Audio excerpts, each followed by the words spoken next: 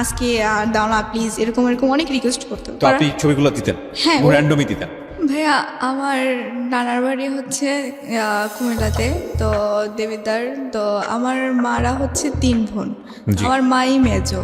আচ্ছা। তো অন্য 2 বোনের তুলনায় আমার মার একটু মানে শ্বশুরবাড়ির দিক দিয়ে আর্থিক অবস্থা, মানে আমার দাদার বাড়ির দিক দিয়ে একটু ছিল।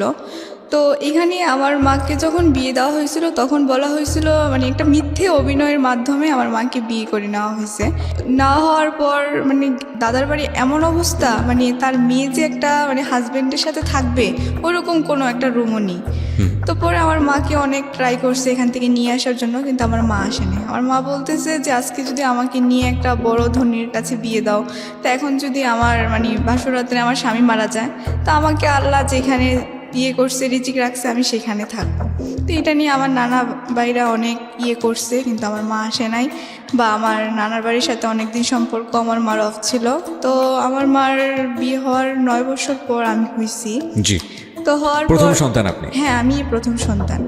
তো এটা নিয়ে আমার দাদার বাড়িতে অনেক আনন্দ ফুটি, কারণ আমার চাচা জ্যাঠার ভিতরে আমার বাবাই সবার বড়, মানে আমার কোনো বড় জ্যাঠা নাই। জি। তো আমি যেহেতু প্রথম সন্তান, মানে সবাই আমাকে খুব আদর করতো। আমার চাচারা, বাবা চাচা ছিল 7 জন আর ফুফি ছিল 3 জন। আচ্ছা। ফুফিরাও এখানে থাকতো দাদার বাড়িতে, ওনারা শ্বশুর বাড়িতে যাইতো না।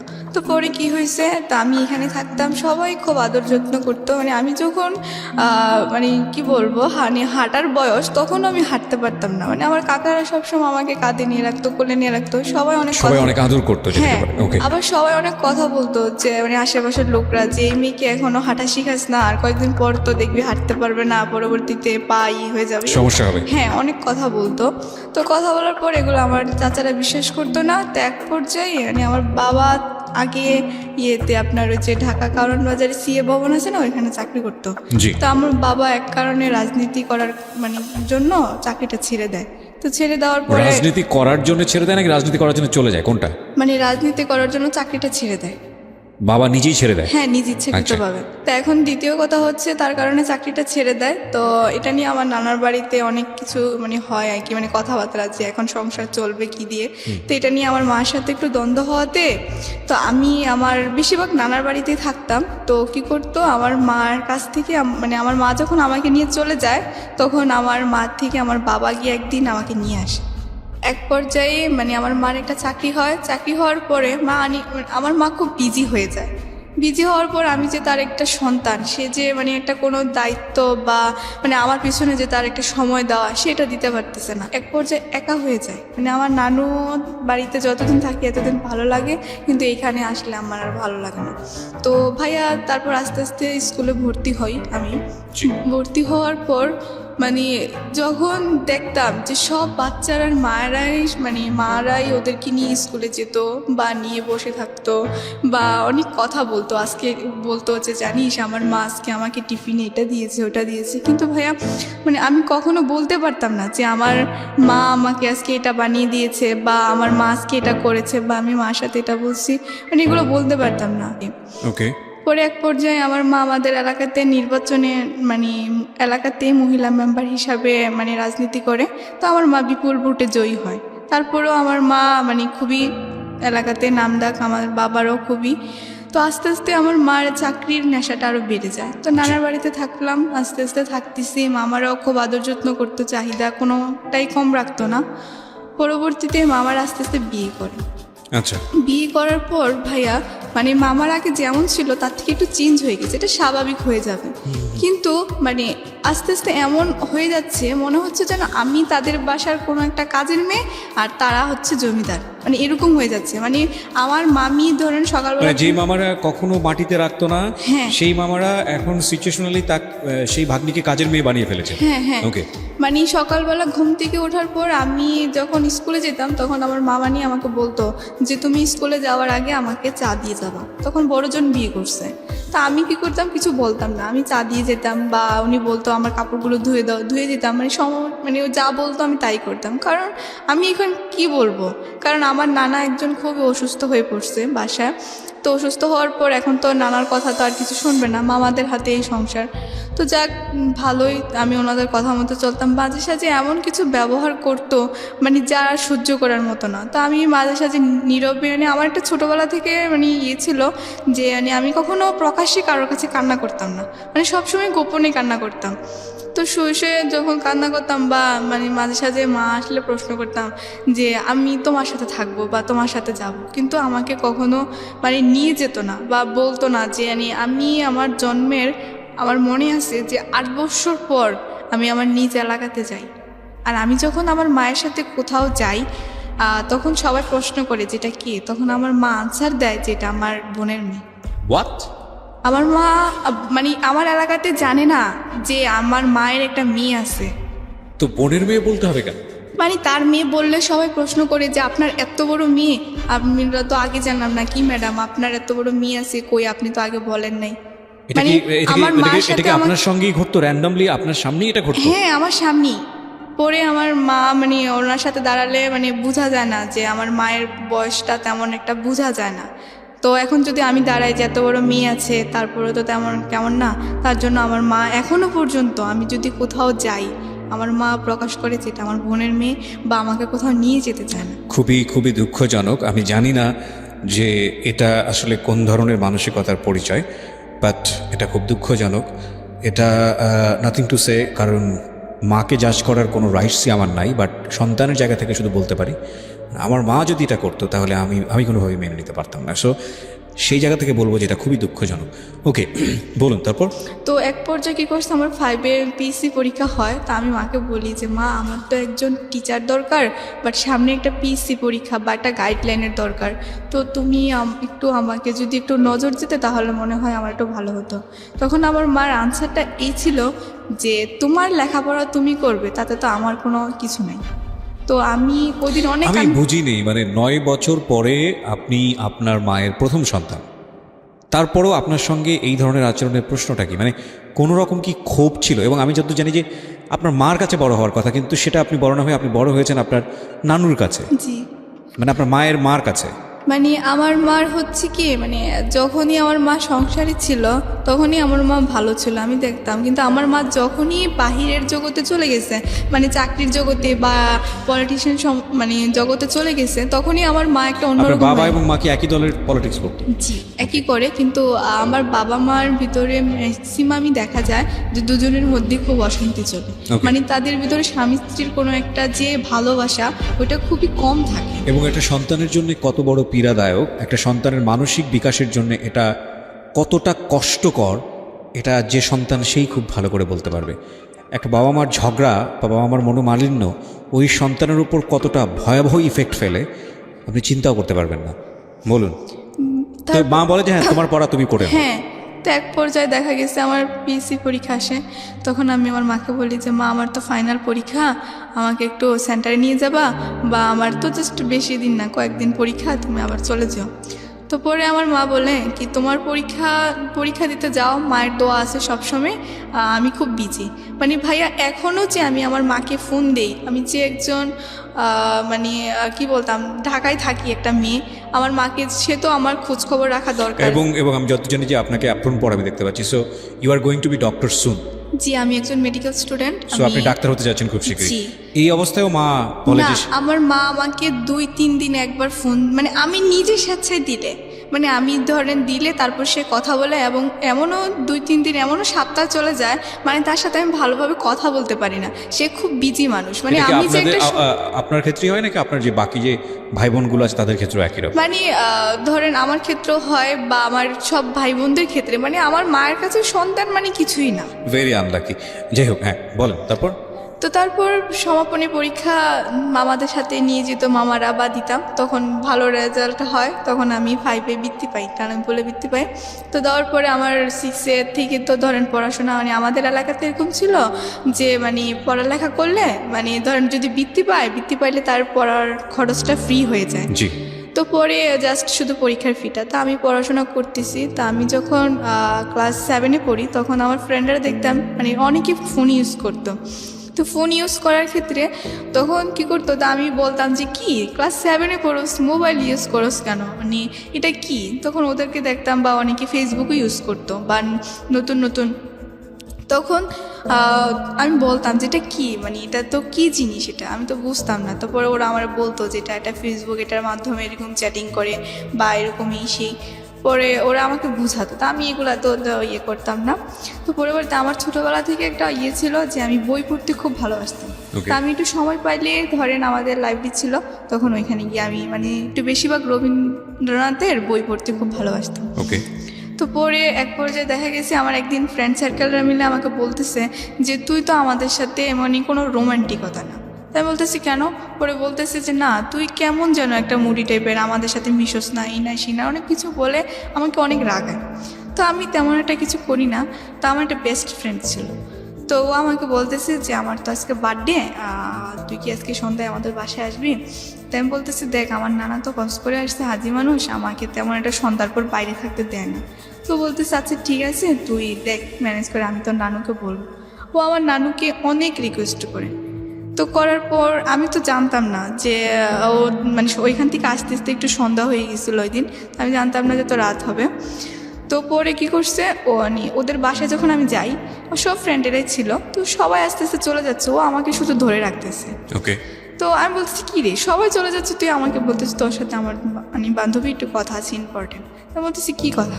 ফ্রেন্ডটা কি ছেলে ছিল না মেয়ে ছিল? মেয়ে ছিল। মেয়ে ফ্রেন্ড, ওকে। পরে কি করছে ও ইচ্ছাকৃতভাবে মানে হঠাৎ করে, মানে আমি এখন বুঝতেছি কি তখন বুঝি নাই, ও কতখানি কেক ভাইয়া মানে আমার গালে এবং আমার জামাতে মানে একটু লাগিয়ে দেয়। কি জিনিস এটা?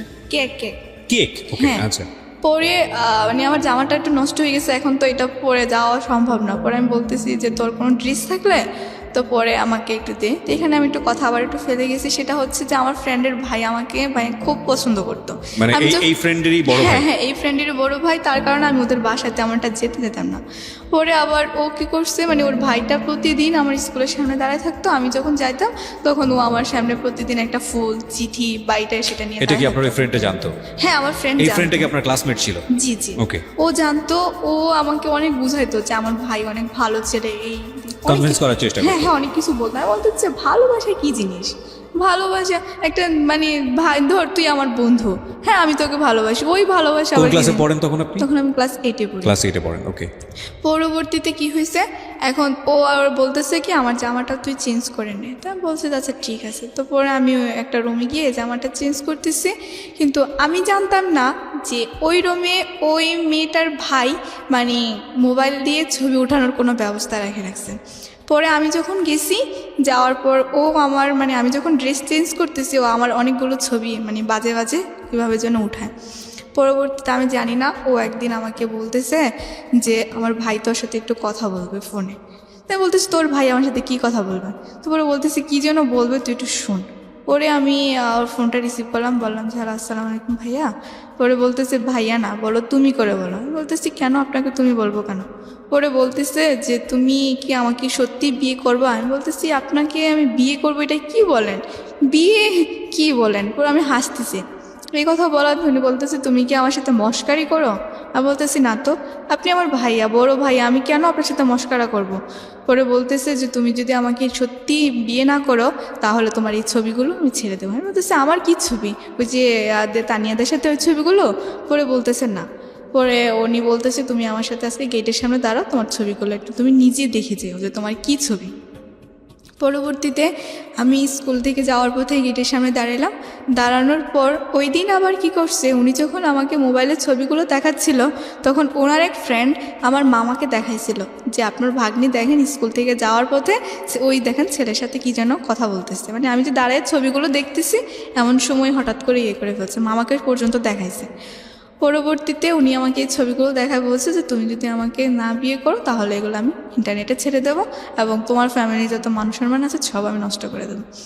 পরবর্তীতে আমি এগুলা মানে কাউকে বলতেও পারতেছি না, সহ্য করতে পারতেছি না। তখন মানে আমি কি করব আমি নিজেও বুঝতেছি না, কারণ বিয়ে কী জিনিস ওইটাই আমি ভালোভাবে বুঝি না, আর আমি বিয়ে করবোটা কি।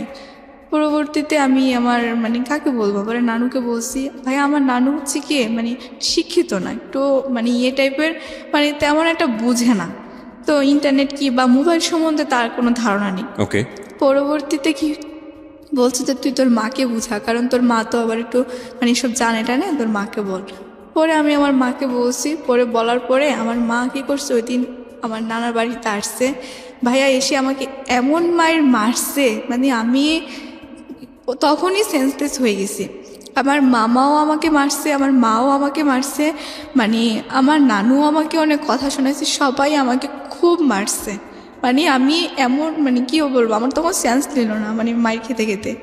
পরবর্তীতে আমি হঠাৎ করে দেখি যে আমি একটা রুমে মানে শুয়ে আছি, আমাদের একটা রুম আছে আর কি, মানে ওটা একদম মানে ইয়ে মানে ধরেন আপনার পুরাতন জিনিসপত্র রাখা হয় আর কি।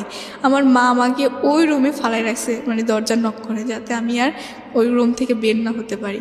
ভাই আমাকে একটানা 2 দিন কোনো কিছু খেতে দেওয়া হয়নি এই ঘটনার প্রেক্ষাপটে। হ্যাঁ, পরে আমার মা আমাকে মানে পরে রুমে আসছে, এসে বলতেছে যে তুই কি মরবি না আমি তোকে বিষ এনে খাওয়াবো। তারপরে ভাই আমার মানে মা খুবই টর্চার করে, তো ছেলেটা কোনোভাবে বুঝতে পারে যে আমি কলেজে যাচ্ছি না ওর বোনের মাধ্যমে, সরি স্কুলে যাচ্ছি না। তো পরবর্তীতে এখন ও কী করছে, আমাদের বাসায় সরাসরি 2-1 ছেলে নিয়ে চলে আসছে মানে এলাকার। তো আসার পর বলতেছে যে আন্টি আপনার মেয়ে যা মানে হয়েছে সব কিছু মানে আমি করছি বা এসে, এখন আমি আপনার মেয়েকে বিয়ে করলে অনেক সুখী রাখবো, কিন্তু আপনি একটাই কথা বলবো যে আপনার মেয়েকে যদি আমার কাছে বিয়ে না দেন তাহলে আমি মানে কী করবো আমি নিজেও জানি না। ভাইয়া ওই ছেলেটা ছিল 1 নম্বরে, মানে ও যদি ভালো ছেলেও হতো, মানে ধরেন গরিবের সন্তান হলেও আমার মা তেমন কিছু বলতো না, কারণ আমার মা একটা জিনিস মানে একটু মানে আমার ফ্যামিলির দিক দিয়ে সবাই একটু বিশ্বাস করে যে ধনী গরিব তো আল্লাহরই সৃষ্টি, তো এখন ওইটা মানে বিভেদ করে না তারা। তো এখন কী করছে, ও মানে এমন একটা ছেলে ছিল যে মানে আমাদের এলাকাতে 2-3টা মার্ডার করছে। খুবই ডেসপারেট। হ্যাঁ খুবই। আর ও কি করতো, মানে আমাকে যদি ধরেন স্কুল থেকে আসতে সময় আমি যদি কোনো ছেলের সাথে কথা বলতাম, এরপরে গিয়ে শুনতাম যে ওই ছেলের মানে খুব মাইর খাইছে বা ওই ছেলের কোনো না কোনো একটা প্রবলেম হয়েছে, মানে আমি আমার এলাকার কোনো ছেলের সাথে কথা বলতে পারতাম না, বা কোনো বাইরের ছেলে তো প্রশ্নই ওঠে না। মানে স্কুলেও কোনো ছেলেদের সাথে কথা বলতে পারতাম না, মানে সবসময় মানে আমার কথা হচ্ছে যে মেয়েদের সাথে কথা বলা আর মেয়েদের সাথে স্কুল থেকে আসা।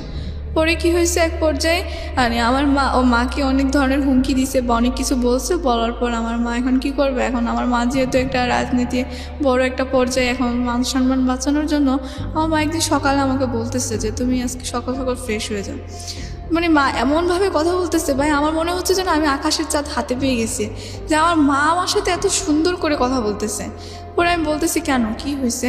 পরে বলতেছে তোমাকে আজকে এক জায়গায় নিয়ে যাব, তুমি সুন্দর করে মানে গোসল করে ফ্রেশ হয়ে যাও। আমি বলছি আচ্ছা ঠিক আছে। বলতেছে সুন্দর জামা কাপড়ও পরবা। আমি বলছি আচ্ছা ঠিক আছে। পরে মানে এমনভাবে বলতেছে মানে আমি এত খুশি, মানে আমি এই খুশি কাকে বুঝাবো, যে আমার মা আজকে আমাকে এক জায়গায় নিয়ে যাবে, নিজে সে বলছে যে আমাকে নিয়ে যাবে। পরবর্তীতে আমি তখন মার কথা শুনে সব কিছু রেডি, পরে গিয়ে দেখি রাস্তায় মানে সিনজির ভিতরে ও, তারপর মা, তারপর সামনে 2জন লোক। পরে আমি বাবা কোথায়?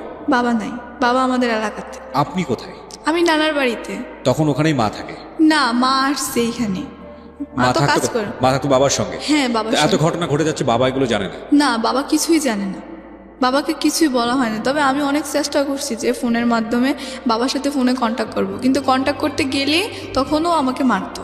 মানে কি বাবার সঙ্গে কি মার ছাড়াছাড়ি হয়ে গিয়েছে নাকি? না, বাবার সাথে মোটামুটি মানে আমার বাবা মার মানে একটাই ইয়ে আছে যে ওরা স্বামী স্ত্রী এতটুকু প্রমাণ, কিন্তু এছাড়া এদের মাধ্যমে কোনো যে একটা মানে ভালোবাসা বলেন বা কোনো একটা মনের মিল বলেন, কোনো কিছুই নাই। মানে আমার বাবা মার ভিতরে আমি 100 থেকে 99% দিনে দেখি ওদের ভিতরে ঝগড়া লেগেই থাকে। মানে কেউ কাউকে পাত্তা দেয় না? না, কেউ কাউকে, ডিসিশন মেকিং এর জায়গায় কেউ কাউকে ধার ধারে না? না না, যার যার ইচ্ছা মতো। আপনার চোখের সামনে কি কখনো দেখতেন গায়ে হাত তোলাতুলি, মারামারি? হ্যাঁ, আমি আমার যখন আমি একটু কথা ফেলে গেছে, আমার ছোট ভাইটা যখন মানে হয়েছিল, মানে আমার পরের জন, যেটা আমার 2টা ভাই আমার ছোট, তো পরে আমার পরে যেটা মানে কি ও যখন জন্মেছিল তখন আমার বাবা আমার মাকে এত মারছিল, মানে আমার মাকে পুরো খাটের চিপা দিয়ে পর্যন্ত ফেলে দিছে, আর আমার ভাইটাকে এভাবে ছোট ফিটার খাইতেছে, ওকে ধরে একদম খাটের এই প্রান্তে থেকে ওই প্রান্তে ছুঁড়ে মারছে।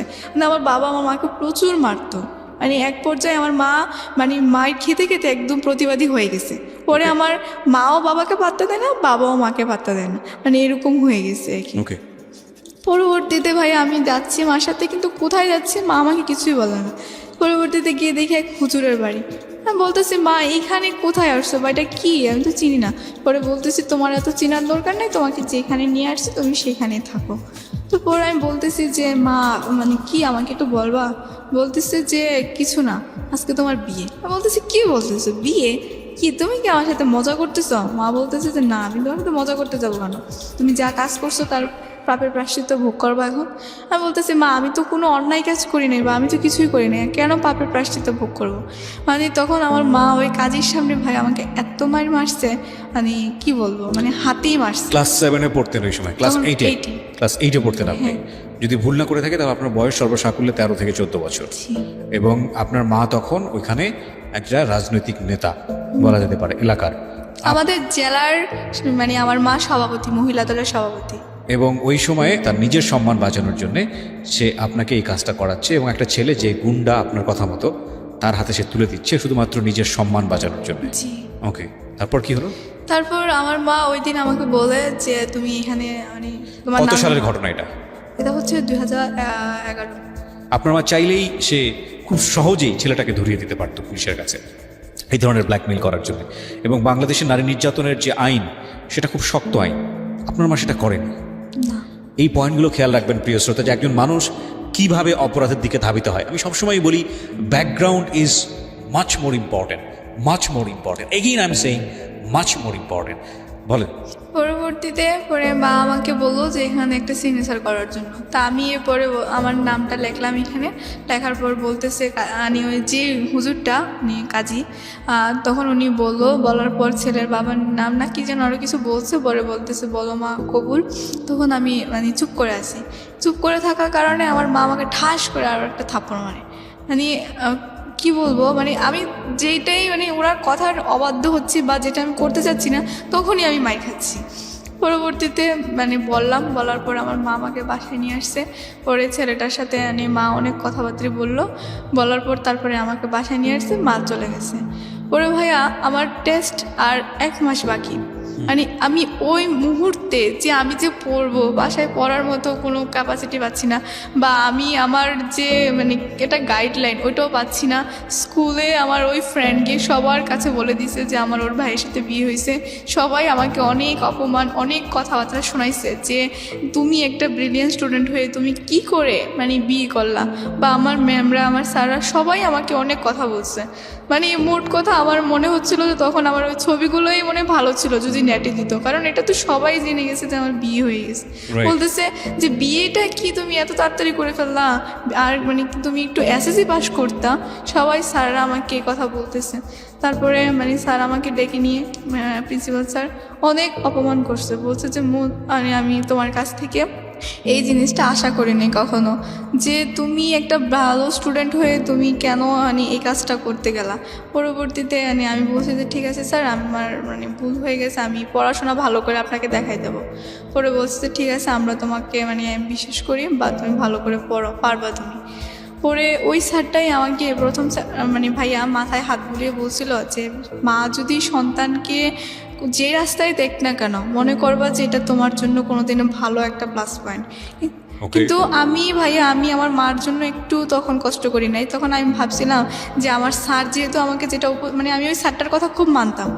পরে আমি ওনার কথা বিশ্বাস করে আমি আবারও পড়াশোনায় মন দিই। কিন্তু আমি পড়াশোনায় মন দিয়ে কী করবো, সে আমাকে প্রতিনিয়ত কন্টিনিউ চাপ দিচ্ছে যে সে আমার বাসায় আসবে, বা তার সাথে আমি এখানে দেখা করতে, ওইখানে দেখা করতে, বা তার সাথে আমি একটা শারীরিক সম্পর্ক করার জন্য। সে আমাকে বলতেছে আমি তো তোমার হাজব্যান্ড, এখন আমার সাথে মানে তোমার প্রতি আমার কিছু অধিকার আছে। তো পরবর্তীতে এখন বলার, তারপরে সে আমাকে মানে সে তোমার কাছ থেকে স্বামীর অধিকার চাচ্ছে। জি। ওকে। এখন আমি যখন তাকে দিচ্ছি না দেওয়াতে সে এখন মানে কি আমার মাকে ফোন করে অনেক গালাগালি করছে, বা বলতেছে যে সে আমার নানার বাসায় যাবে, বা এরকম হুমকি দিচ্ছে আমাকে। পরবর্তীতে কারণ এটা তো কেউ জানতো এই না। বিয়ের সময় কি তার এই ছেলের বাবা মা কি প্রেজেন্ট ছিল? ওর বাবা মা কেউ নেই, সৎমা একটা আছে বাসায়, আর 2টা ভাই আছে আর একটা বোন আছে। পরবর্তীতে কি হয়েছে, সাক্ষী হিসাবে ছিল ওর মামা, আর আমার সাক্ষী হিসাবে ওর একটা কেমন একটা আত্মীয় জানে, ওরা ম্যানেজ করছে। কিন্তু আমি শুধু, আমার মা উপস্থিত ছিল, মানে আমার গার্ডিয়ান হিসাবে কি, আর কেউ জানতো না আমাদের এই বিষয়টা। পরবর্তীতে যদি জানে তাহলে আজকে রেডিওর মাধ্যমে আমার ফ্যামিলি মেম্বার যারা শুনবে তারা হয়তো জানবে যে আমার এর আগে এর সাথে আমার মা আমাকে বিয়ে দিয়েছিল। ওকে, পরবর্তীতে এটা নিয়ে অনেক হচ্ছে, মানে কি আমি তার প্রতি কোনো নাই নিয়ে। তো পরে কী করছে, ও নাকি মানে আমার ফ্রেন্ডের মাধ্যমে আমি পরে জানতে পারি যে ও নাকি কোন একটা মানে কবিরাজের কাছে মানে প্রতি সময় যাইতো। তা আমি এসব বিশ্বাস করতাম না, দৌড়ো এসব কি, আল্লাহ ছাড়া কি কেউ কিছু করতে পারে? আল্লাহ যাকে যেরকম রিজিকে রেখে রাখছে ওটাই করবে, বা আল্লাহর উপর দিয়ে কেউ কিছু করে রাখতে পারে। পরে ভাই এক পর্যায়ে এমন হয়ে গেল, মানে আমি শুধু এতটুকু বলতে পারবো যে মানে আমার যতটুকু মনে আছে যে একদিন ও আমার সাথে দেখা করার পর কেমন যেন একটা মানে আমার জন্য খাবার নিয়ে আসে।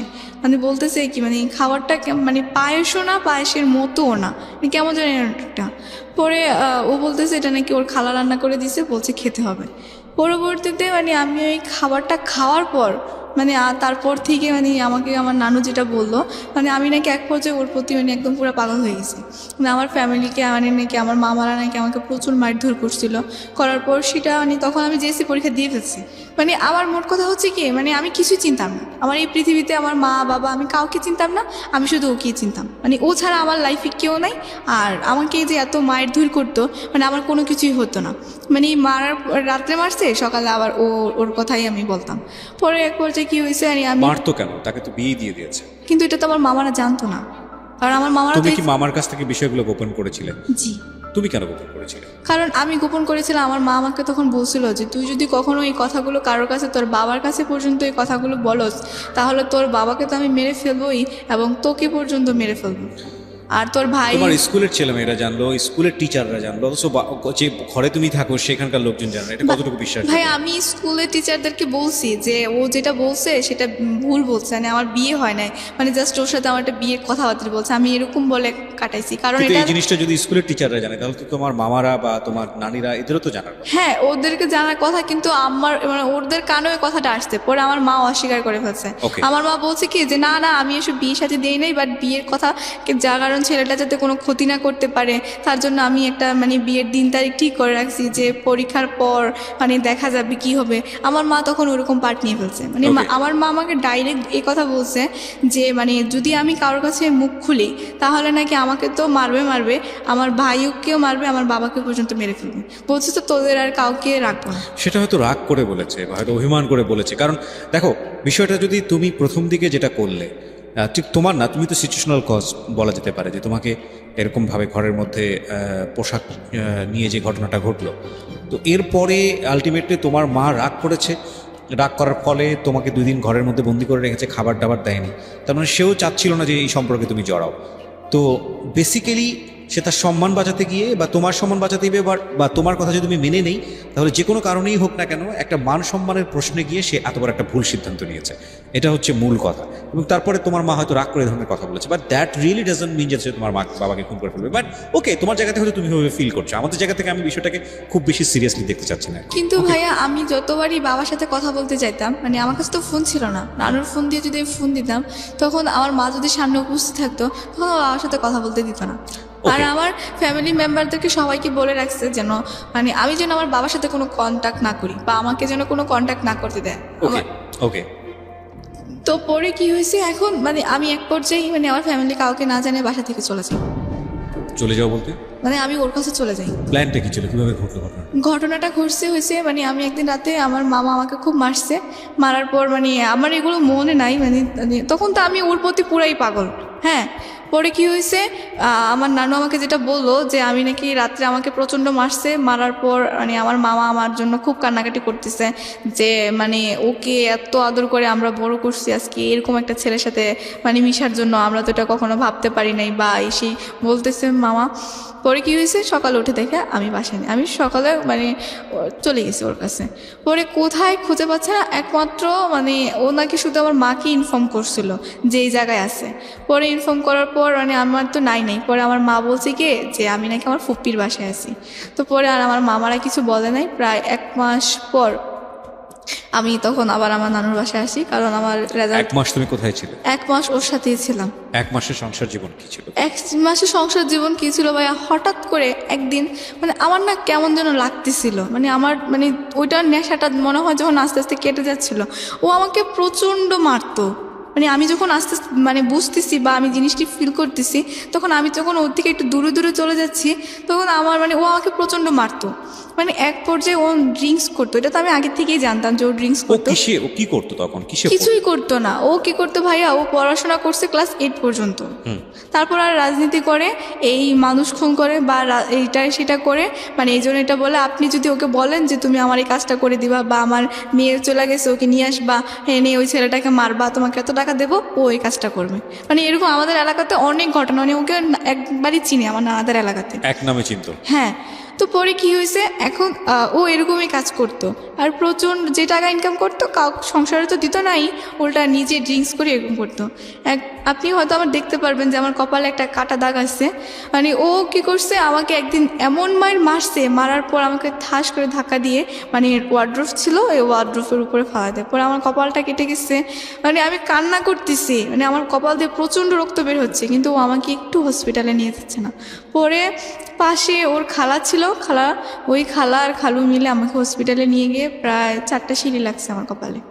তারপরে ভাইয়া আমি এখন আমার মাকে বলছি, কিন্তু আমার মা তো কোনোভাবেই আর ইয়ে করবে না। মা বলতেছে তোমার ভাগ্যে যেটা আছে তুমি সেটাই করো। পরবর্তীতে ভাইয়া আমি কাকে কি বলবো? লেখাপড়া তখন বন্ধ? হ্যাঁ, লেখাপড়া তো তখন বন্ধ, কারণ ওই যে জেএসসি পরীক্ষা দিলাম, রেজাল্ট তো দিচ্ছে না তখন, মোট কথা। তারপরে কাউকে বলতে পারতেছি না। আমি আমার নানুকে যে বলবো, এখন নানু তো কিছুই করতে পারবে না, কারণ সংসার মামাদের হাতে, নানুর তো কোনো কিছুই করার নাই। মামাদের কারোর কাছে বলতে পারতেছি না, বাবার কাছেও বলতে পারতেছি না। পরে আমার এক ফুপ্পি ছিল, পরে আমি আমার ফুপির কাছে মানে অনেক কষ্টে আমি ওনার নাম্বারটা সংগ্রহ করি ফুপির। পরে ফুপির কাছে ফোন করে আমি সব কিছু বলি। পরে ফুপি সব কিছু জানতো, জানার পর মানে পরে বলছে কি যে ঠিক আছে, তুই তো এটা ভুল করে ফেলছিস, বাচ্চা মানুষ, তুই আমার কাছে আয়, আমি তোকে মানে সব কিছু বুঝাবো বা ইয়ে করবো। পরে আমি আমার মামাদের ওইখানে তো আর যাওয়া হয় না, মানে সবাই মামা বলছে যে মানে আম্মু ফোন করে মামাদেরকে বলছে যে আমি আমার মেয়েকে নিয়ে গেছি আর ওইখানে কোনো কিছু হবে না। পরবর্তীতে কী করছে, আমার ফুপ্পির বাসায় নিয়ে আসছে। পরে আসার পরে আমি ফুপ্পি এরকম এরকম করে আমার মামাদের সবাইকে আবার বুঝাইছে যে দেখেন ও তো আমার বাসায় ছিল সেই, এখন ওর মা হয়তো রাগ করে বলতেছে কারণ ওর একটা ঘটনা ঘটে গেছে, আবার ও রাগ করে আপনাদেরকে কিছু না বলে চলে গেছে। এগুলো নিয়ে অনেক কথাবার্তা হওয়ার পর ফুপ্পি আবার বুঝায় আমাকে দিয়ে আসে। কিন্তু ভাইয়া দিয়ে আসার পর মানে কি হয়েছে যে মানে আমি যদি স্কুলে যেতাম তাহলে ও আবার স্কুলের গেটের সামনে দাঁড়ায় থাকতো। ওকে। পরে আমি যদি কারোর সাথে কথা বলতে যেতাম কোনো ফ্রেন্ডের সাথে, তাহলে বলতো এই ওর সাথে তোমার কিসের কথা, মানে ও আমার উপর একটা অধিকার খাটাতে চাইতো। মানে আমি কোনো ফ্রেন্ডের সাথে কোনো মিশতেই পারতাম না বা কিছু করতেও পারতাম না। তো পরে আমি একদিন বলছি কি যে আমি তো আপনাকে চিনি না, আমি ডাইরেক্ট রাস্তায় বলে ফেলছি যে আমি তো আপনাকে চিনি না। এই কথা বলাতে ও রাস্তায় মানুষের সামনে ঠাস করে আমার একটা থাপ্পড় মারে। ওর থাপ্পড় মারাতে এটা আমার মামার মাইন্ডে লাগে। আমার মামা কি করছে, ওই যাচ্ছিল তখন দেখছে আমার মামা যে ও আমাকে থাপ্পড় মারছে। পরে মামা আমাকে বাসায় এসে জিজ্ঞেস করতেছে যে ওর সাথে কি তোমার কোনো সম্পর্ক আছে? আমি বলতেছি না, ওর সাথে আমার কোনো সম্পর্ক নেই। কারণ আমি আমার মামার কাছে এখন যদি বলতে চাই তাহলে আমার মামা কি করবে আমি নিজেও জানি না। তা আমি মামার কাছে জিনিসটা গোপন রাখি যে না। কিন্তু ভাই আমার মানে কজলি ওরকম এরকম কিছু কিছু মনে পড়তেছে, আবার কিছু কিছু মনে পড়তেছে না, এরকম হয়ে গেছে। মানে ওর সাথে আমি কেন গেলাম, ওইখানে কি ছিল আমার বা কি আসে বিষয়। পরে মানে আমার এরকম মনে পড়ছে, আবার একবার ভাবতেছি মা তো আমাকে বিয়ে দিচ্ছে, কিন্তু আমি ওর সাথে কেভাবে গেলাম বা কীভাবে ছিলাম আমার কিছুই মনে ছিল না। আর ওর একটা প্লাস পয়েন্ট ছিল কি, ও যখন মানে আমি যখন ওর সাথে ছিলাম তখন ও আমার কতগুলো মানে ছবি উঠায় রাখছিল। তো ও আমাকে বারবার বলতো যে এগুলো আমি নেটে ছেড়ে দেবো, তুমি যদি আমার সাথে সংসার না করো এগুলো আমি ইন্টারনেটে ছেড়ে দেবো। তারপরে ভাইয়া সে আমাকে মানে বলতো অনেক কথা। তো বলার পরে আমার মানে ফ্রেন্ডেরা মানে আমি এক ফ্রেন্ডের সাথে শেয়ার করছিলাম আর কি। তারপরে বলাতে ও বলতেছে যে দেখ তোর তো মানে এগুলো আর কি করবি, যা হওয়ার হয়ে গেছে, এখন যেহেতু তুই মানে তোদের বিয়ে হয়ে গেছে তুই ছেলেটাকে মেনে নে তোর হাজব্যান্ড হিসাবে। তা বলতেছে আমি তোকে মেনে নিতে পারতেছি না, আমি ওকে কীভাবে মেনে নেব। পরে ও বলতেছে ঠিক আছে তুই দেখ, ছেলেটা একটা মানুষ, ছবিতে দেখোস না যে খারাপ কীভাবে মস্তান থাকে, নায়ক পরে নায়িকার প্রেমে পড়ে ভালো হয়ে যায়, দেখবি ও আস্তে আস্তে মানে তোকে যদি এতই ভালোবাসে আস্তে আস্তে ভালো হয়ে যাবে, একটু ভালোবাসা দিয়ে হয়ে যাবে। তো পরে আমি ওর কথা শুনে তাই আমি ভাবলাম যে হয়তো সত্যি এরকম হবে। তো হওয়ার পর মানে আমি ওর কথা রাজি হলাম। তো আমি ওকে বললাম যে ঠিক আছে, তুমি যদি আমি তোমার সাথে সংসার করব, সব কিছু করবো, কিন্তু আমার শর্ত হচ্ছে একটা, যে তুমি স্মোক করতে পারবে না আর কোনো ধরনের অন্যায় কাজ করতে পারবে না। তুমি যদি কষ্ট করে রিক্সাও চালাও তাতে আমি খুশি। ওই সময়টাতে কি হচ্ছিল, মানে ফ্যামিলি মেম্বাররা কি জানতো যে তুমি ওর সঙ্গে সংসার করছো বা ওখান থেকে তুমি চলে এসছো, এরকম কোনো কিছু? না না না, ফ্যামিলি মেম্বাররা মানে আমার মামারা কিন্তু জানতো না, মানে এখনো পর্যন্ত আমার মামারা জানে না। আমি মানে যতবার ওই সময়টা থেকে আপনি ওর সঙ্গে থাকছেন, মানে নাকি আলাদাভাবেই আছেন? আলাদাভাবে আছি, কিন্তু কোথায় আছেন আপনি? আমি আমার নানুর বাসায় আছি, মানে কিন্তু প্রথমবার তো নিয়ে গেল, তারপরে আবার ওখান থেকে চলে আসলেন বিকজ অফ অত্যাচার করতো সে কারণে, এরপরে আবার সে কনভিন্স করার চেষ্টা করছে। ওকে, ওই 1 মাস থেকে আপনি যখন বাড়িতে ফিরলেন, লোকজন আপনাকে জিজ্ঞেস করলো না যে আপনি কোথায় ছিলেন? মামা, ওই যে আমার মা বললো যে আমার ফুপ্পির বাসায়, ফুপ্পি না আবার বললো যে ও আমার বাসায় ছিল। সামহাও এটাকে মানে যে কোনোভাবে ওকে থামাচাপা দিয়েছে। হ্যাঁ হ্যাঁ, ধামাচাপা দিয়েছে। তারপরে যখন মানে ওর প্রতি মানে আমি এটা কেমন যেন একটু মানে দুর্বল হতে শুরু করলাম। তো তারপরে মানে আমি ওর জন্য বাসা থেকে চলে যাই। পরে চলে যাওয়ার পরে বাসা থেকে চলে যাওয়া বলতে মানে ওর সাথে চলে যাই। ওর এক কোথায় থাকতেন ওই সময়? নানুর বাসায় থাকতাম। নানুর বাসা ছাড়া তো না আমার, না না, ওর সাথে কি কোথায় থাকতেন? ওর সাথে থাকতাম ওর কোনো কাজিনের বাসায় বা ওর কোনো ফ্রেন্ডের বাসায়, এরকম করে মানে থাকতাম। ও আমাকে বলতো যে হ্যাঁ ও বাসা করে নিবে বা এরকম করবে, এরকম করে বলতে বলতে মানে আমাকে নিয়ে যেত। বলতো যে কয়েকদিন আমার এইজনের বাসায় থাকো, তারপরে আস্তে আস্তে মানে আমরা একটা বাসা নিব, এই করবো সে করবো। তো ও এরকম করে আমাকে বলতো, পরে বলতো। তো তারপরে আমি গেলাম ওর এক কাজিনের বাসায় গেলাম প্রথমে। তো যাওয়াতে তারপরে মানে ওইখানে আছি কয়েকদিন, ভালোই আছি।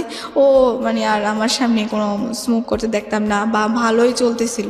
তো তারপরে আমি ভাবলাম যে হয়তো ও আস্তে আস্তে ভালো হয়ে যাচ্ছে। পরে ভালো হয়ে যাচ্ছে, একদিন মানে আমি দেখি কি ও মানে একটা মেয়ের সাথে কথা বলতেছে। আরেকটি বিরতির সময়। তো পরে ওকে দেখতেছি যে একটা কার সাথে মেয়ে বয়েজের কথা বলতেছে। ওকে, তো পরবর্তীতে আমি ওর কাছে গিয়ে দাঁড়িয়েছিলাম। তো পরে মানে ওর কথাবার্তা বুঝলাম যে ওর বোনের সাথেও কথা বলতেছে, মানে যে আমার ফ্রেন্ড ছিল। পরে ভাইয়া দেখলাম যে ওর বোন ওকে উপদেশ দিয়ে দিচ্ছে, মানে আমার সাথে কোথায় যাবে বা কি করবে না করবে। আর ওদের কথাবার্তাগুলো আমি আড়াল থেকে শুনতে পাই। আর ওদের মূলত মানে প্ল্যানই হচ্ছে যে মানে আমাকে বিয়ে করলে তো ও মানে আমার মার যা সম্পত্তি আছে মানে যেটাই আছে ওইটা মানে ও পাবে, ওকে ওর বোন ওই বুদ্ধিটা দিচ্ছে। পরে ও বলতেছে যে ওর মা তো অনেক রাগী বা এরকম টাইপের, বা উনি কি দিবে বা এরকম রাজি হবে। পরে মানে ও আমাকে নিয়ে মানে আমার উপর যত টর্চার করলে যেন আমার মাকে বলে, পরে আমার মা তো আমার প্রতি দুর্বল হয়ে যাবে। তারপর মানে ও এরকম কিছু বলতেছে বা ওকে বিদেশ পাঠানোর জন্য, যাতে আমার মাকে বলে টাকা পয়সা কিছু দেওয়ার জন্য। ওকে, তো এরকম কিছু বলতেছে। পরে বলার পরে আমি এগুলো আড়াল থেকে শুনতে পাই। তো পরে আমি ওকে জিজ্ঞেস করলাম যে তুমি কি আসলে সত্যি আমাকে ভালোবাসো না আমার মায়ের টাকাকে ভালোবাসো? পরে ও বলতেছে কেন হঠাৎ এই প্রশ্ন? আমি বলতেছি না, সত্যি করে বলো, তোমার যদি টাকার প্রয়োজন লাগে তাহলে বলো, আর এরকম তো কোনো মানি হয় না। পরে ওই দিন ও আমাকে অনেক মারে, মানে ওদের বাসায়, ওর ওই কাজিনের বাসায় আমাকে অনেক মারে। ওকে, পরে মারার পর আমি কিছুই বলি না, যেহেতু এবার আমি নিজের স্বেচ্ছায় চলে আসছি। এখন আর আমি কি বলবো, কাউকে বলার মতো তো কিছু নাই। জি, পরে আমি আবার আমার মাকে ফোন দিই। পরে ফোন দেওয়াতে আমার মা আমার সাথে অনেক একটু রাগারাগি করার পরে এখন কি করবে। পরে ও বলতেছে যে আপনার মেয়েকে এসে আপনি নিয়ে যান, এরকম মেয়ে আমার মানে লাগবে না। পরে ও আমার মায়ের কাছে অনেক কথা বলে। পরে বলার পর এখন আমার মা কী করছে, আমাকে আবার মানে আমার মায়ের কাছে এবার মানে বলছে কি যে আমার মায়ের কাছে আমি গেছি। তো যাওয়ার পরে আমার মা আবার আমার মামাদেরকে মানে হাতে পায়ে রিকোয়েস্ট করে এবার লাস্ট বারের মতো আমাকে দিয়ে আসে। তো দিয়ে আসার পর তখন আমি মানে প্রায় টেস্ট দেব 10-এ। তো পরে কি হয়েছে, তো আমার টেস্ট পরীক্ষা গেল। তো যাওয়াতে টেস্ট পরীক্ষা তো তেমন একটা ভালো রেজাল্ট হলো না, কারণ আমি তো পড়িয়ে নেই মোট কথা টেস্টের আগে। তো তারপরে টেস্ট পরীক্ষা দিলাম। তো দেওয়ার পরে এখানে স্যাররা অনেক মানে খারাপ করছে যে আমি কেন রেজাল্ট খারাপ করলাম। তারপরে এরকম করাতে তারপরে আমি আবার মনোযোগ দিয়ে পড়াশোনা করি। তো ও কি করছে, এরকম টেস্টের পরে আমার যখন পরীক্ষা চলে আসছে, এসএসসি পরীক্ষা, তখন ও আসছে, এসে আবার বলতেছে যে আমাকে এবারের মতো ক্ষমা করে দাও, বা স্কুলে অনেক কিছু আমার ফ্রেন্ডদের কাছে অনেক কথা বলে যে তোমার ফ্রেন্ডকে বলো, যে মানে যে ফ্রেন্ডটা সব কিছু জানতো আমি আবার ওকে বলে দিচ্ছিলাম যে জানো আমি ও সুমার কাছে সব কিছু বলছি এই। তো ওই সুমার কাছে প্রতিদিন ডিস্টার্ব করতো যে তোমার ফ্রেন্ডকে বলো আমার ভুল হয়ে গেছে, মানুষ ভুল করে না, অনেক রিকোয়েস্ট করতো। ভাইয়া মানে ওকে আমি পরবর্তীতে মানে আমার ফ্রেন্ড আমাকে বোঝাচ্ছে হয়তো ও ভুল করে ফেলছে, বা এখন আসলে ও বলতেছে যে আমি আসলে খুবই অন্ধ হয়ে গেছি না, আমি সেই অনেক কিছু বলার পর তারপর ওকে আমি আবার লাস্ট চান্স দিই। আমার বলছি যে আমার পরীক্ষাটা যাক, তারপর আমি দেখি। আমি যেটা বুঝতে পারছি যে একবার family mistake, right? Second time আপনি যখন গেলেন তখন ফ্যামিলি মোটামুটি ওর কাছ থেকে আপনার মাও ওকে সাপোর্ট করছে না, তখন আপনার মিস্টেক। থার্ড টাইমে যখন আপনি যাচ্ছেন ওর সাথে তখন এটা পুরোপুরি আপনার মিস্টেক, কজ ততদিনে আপনার ফ্যামিলি ওর কাছ থেকে মোটামুটি সরিয়ে আনার জন্য প্রিপেয়ার ছিল। ডিভোর্স দিচ্ছিলেন না কেন, লোকটা যদি এত খারাপ? ভাইয়া ডিভোর্স দিতে যাবো, ডিভোর্স দেওয়ার মতো তো আমাকে কেউ একজন আমার পাশে থাকতে হবে। আমার পাশে থাকতে হবে মানে? মানে আমি কিভাবে ডিভোর্স দেবো আইনের, বা আমি তো ওরকম কিছু। আপনার মার প্ল্যানটা কি ছিল আমাকে এটা একটু পরিষ্কার করেন। আপনার মা ওকে বিয়ে দিয়ে রেখেছে বাট আপনার ওখানে থাকতে দিচ্ছে না, আবার আপনি গেলে সেখানে কেউ জানলে বলতেছে পুকুর বাড়িতে থাকে, মানে এটা কি? মানে এটা আমার মা চাচ্ছিল যে ও ওর থেকে যদি আমি একটু দূরে থাকি আস্তে আস্তে ও আমাকে মানে ভুলে যাবে, বা আমার তাহলে বিয়ে দেওয়ার কারণটা কি ছিল? বিয়ে দেওয়ার কারণটা ছিল ওকে একটা দেখানো, মানে নাটক, মানে আমার মা যেটা পরে বললো, মানে এখন মানে সেটা আমি বুঝতেছি। আমার মা আমাকে বলছে যে বিয়ে দেওয়াটা নাকি ছিল একটা নাটক, মানে ও যদি বিয়ে না দেয় তাহলে তো অনেকে কথা বলার পরও বিয়ে ভেঙে যায় বা মেয়েকে অন্য জায়গায় বিয়ে দিয়ে দেয়। তা আমার মা নাকি ওকে বলছিল যে আমার মেয়েকে তো তোমার কাছে বিয়ে দিয়ে দিচ্ছি, তাহলে তো আমার মেয়েকে আর কোথাও বিয়ে দেবো না, তো তুমি যদি বিদেশ চলে যাও, বিদেশ থেকে আসার পর আমার মেয়েরও পড়াশোনা শেষ হবে, তখন তোমার হাতে আমার মেয়েকে উঠাই দিয়ে দেবো। So it was her plan actually, এবং যাতে করে বিয়েটা করে সে দেশের বাইরে চলে যায়। হ্যাঁ, কিন্তু সে সেটা ইমিডিয়েটলি করেনি। না না। আচ্ছা, তো যখন আপনি বারবার ওনার সঙ্গে যাচ্ছিলেন তখন তো আপনি বুঝতে পারছিলেন যেটা উচিত হচ্ছে না, এটা ভুল হচ্ছে। হ্যাঁ, আমি তখন আপনি কেন যাচ্ছিলেন? আপনার পরিবার থেকে খুব বেশি অশান্তি হচ্ছিল আপনার সঙ্গে, সেই জন্য যাওয়া, নাকি এমন কোনো মোহের মধ্যে ছিলেন বা ওর প্রতি আপনি দুর্বল হয়ে গেছেন একসাথে থাকার কারণে? ভাইয়া ওর প্রতি আমার তেমন একটা দুর্বল ছিল না, তারপরেও মানে ও আমাকে বারবার, আমি চিন্তা করতাম যে ওর কাছে তো আমার কতগুলো ছবি আছে। সেটা তো বিয়ের আগে, বিয়ের পরের ছবিগুলো? বিয়ের পরের ছবিগুলোও তো আছে ওর কাছে। বিয়ের পরের ছবিগুলো কি আপনি দিতেন নাকি ও তুলতো? মানে ঘটনাটা কি ছিল? ঘটনাটা কি ছিল, যখন আমরা একসাথে থাকতাম তখন ধরেন অনেক ছবি উঠানো হতো। হ্যাঁ, হয় আমারও উঠানো হতো বা ও উঠাইতো, একরকম ছবি উঠানো ছিল। তো ওইগুলো আপনারা খুব মিউচুয়ালি করতেন? হ্যাঁ হ্যাঁ, তো আমার তো ফোন ছিল না তখন, ওরই ফোন ছিল, তো ওর ফোনে ধরেন আমাদের দুজনের এগুলো নোট করবেন আপনারা? হ্যাঁ হ্যাঁ, তারপর ধরেন ওর ফোনে আমার মানে ছিল আর কি, মানে ধরেন আমাদের দুজনের ছবি ছিল। তো ও কি করছে, পরবর্তীতে আমাকে বলতো যে মানে আমি যদি ওর সাথে না যেতে চাইতাম তাহলে আমাকে বলতো যে আমি এই ছবিগুলো, তখন তো তোমার মানে জাস্ট অল্প পিক ছিল, এখন তো তোমার আরও একদম ফুল ছবি আছে, এখন তুমি কি করবা, এখন তো তোমার যাওয়ার কোনো পথ নেই। পরবর্তীতে ও এরকম করলে, তো তার জন্য থার্ড টাইম আমি ওকে মানে লাস্ট সুযোগ দিয়েছিলাম আর কি, মানে দেখি ও কি করে। এবার আমি একটু থামাচ্ছি আপনাকে।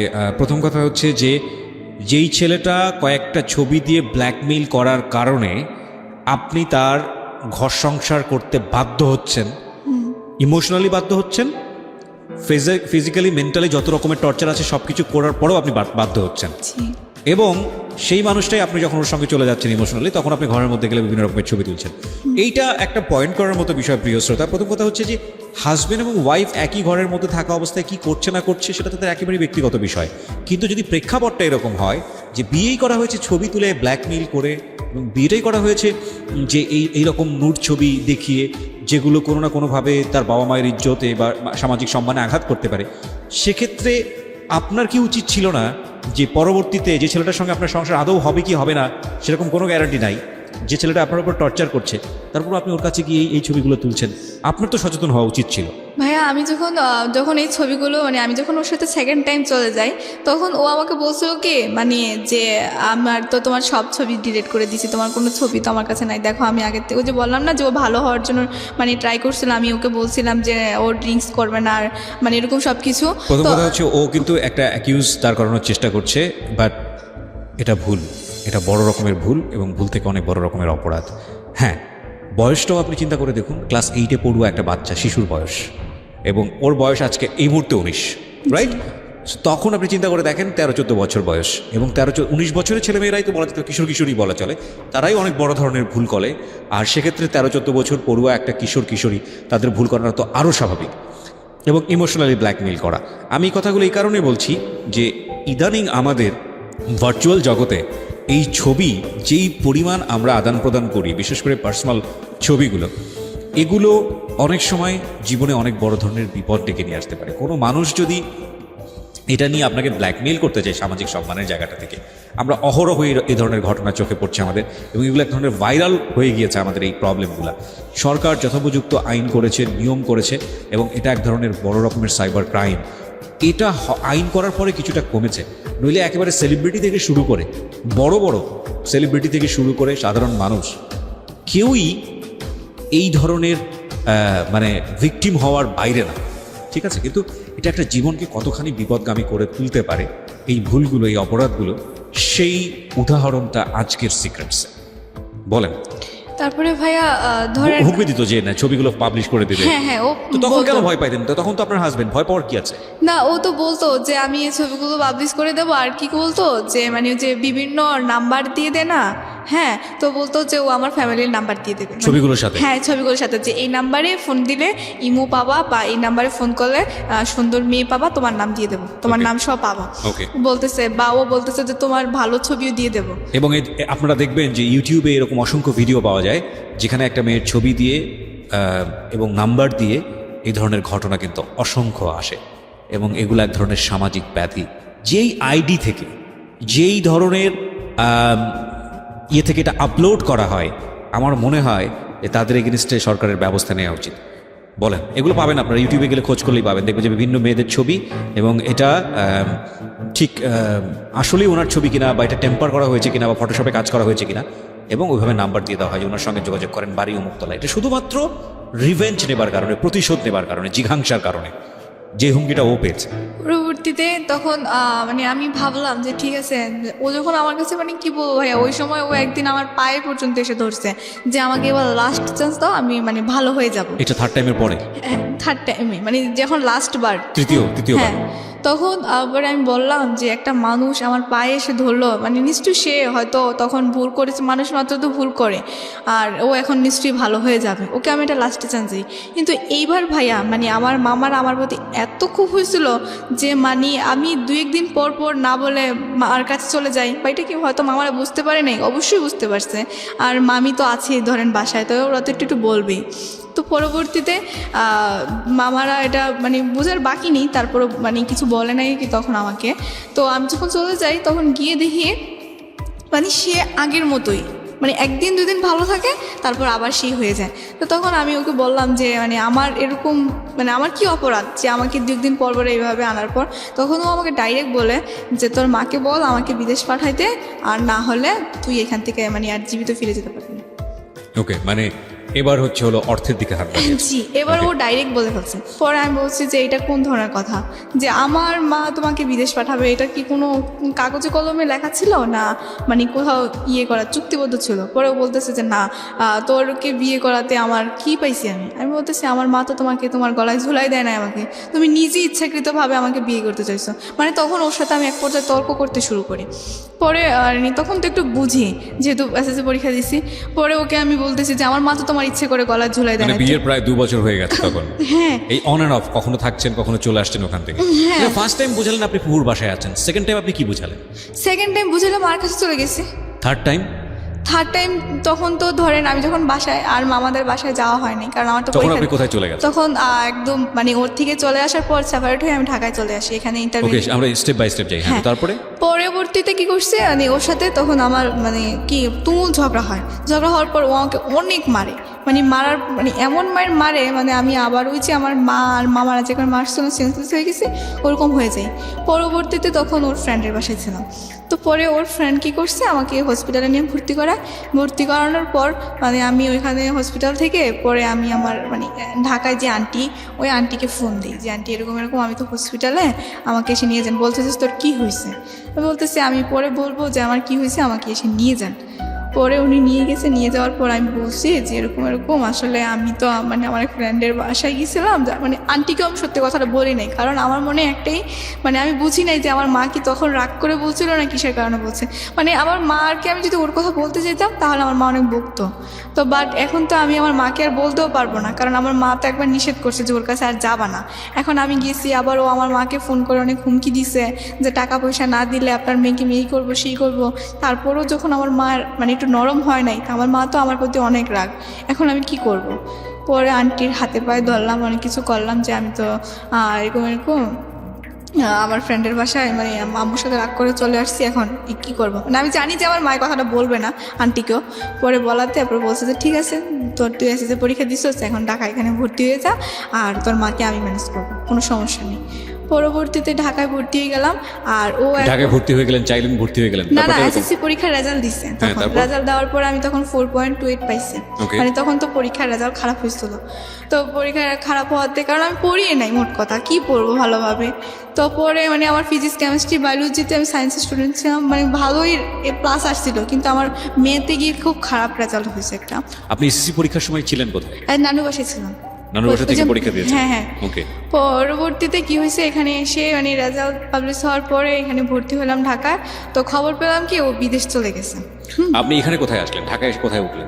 ঢাকায় এসে মিরপুরে আন্টির বাসায় উঠছি। মানে আন্টি মানে কি ধরনের আন্টি? আন্টি বলতে আমার আপনার আন্টি। আপন আন্টি। তো আপনাকে জায়গা দিল? হ্যাঁ দিছে, মানে আমি ওনাকে বলছিলাম আর কি যে আমি একটা ফ্রেন্ডের মানে ভুল করে আম্মুর সাথে রাগ করে ফ্রেন্ডের বাসায় চলে আসছি। পরে খালামণি হঠাৎ করে মানে আমি খুব অসুস্থ হয়ে পড়ছি, তো আমার ফ্রেন্ড আমাকে এখানে ভর্তি করাইছে। তো ভর্তি করানোর পর তো এখন আন্টি মানে আম্মু আর ফোন করে আবার বলছে, কারণ আম্মু তো সত্যি কথাটা এখন বলতে পারবে না, কারণ মানে আপনার আম্মু সামহাও আপনার আন্টিকে কনভিন্স করেছে এই বিষয়টা জি, নিয়ে? জি। ওকে।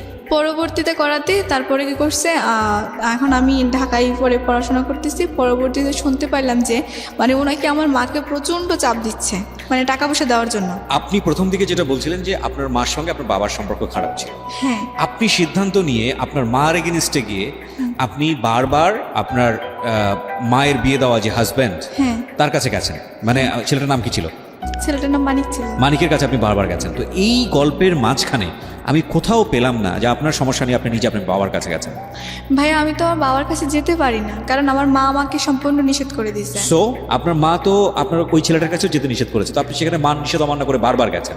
কিন্তু ভাই তো বাবার এটাই কাছে আমার জীবনের সবচেয়ে বড় ভুল ছিল। এখন বুঝতেছি যে আমি আমার বাবার কাছে যদি হয়তো যতই বাধা বিপত্তিক্রম করে আমি যেতাম, আমার মনে হয় যে আমি কোনো না কোনো একটা সলিউশন পেতাম বা কোনো সাহায্য পেতাম। তারপরে ভাইয়া মানে আমি তো ধরেন এখন ঢাকায় আছি, ঢাকাতে। মানে হ্যাঁ, ম্যানেজ করলো। পরে আমি শুনলাম যে আমার মাকে নাকি ফোন করে অনেক হুমকি ধমকি দিচ্ছে যে কিছু টাকা দেওয়ার জন্য বিদেশ যাবে। তো পরে আমার মা কি করলো যে পরে বললো আর কি, আমি বললাম যে মা আমি তো তোমার সন্তান, আমি তো তোমার কাছ থেকে কিছু কোনোদিনও চাই নাই।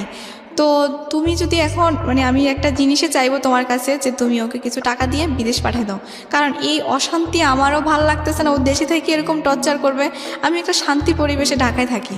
পরে আমার মা ওকে মানে 1 লক্ষ তা 1.5 লক্ষ টাকার মতো ওকে দেয়।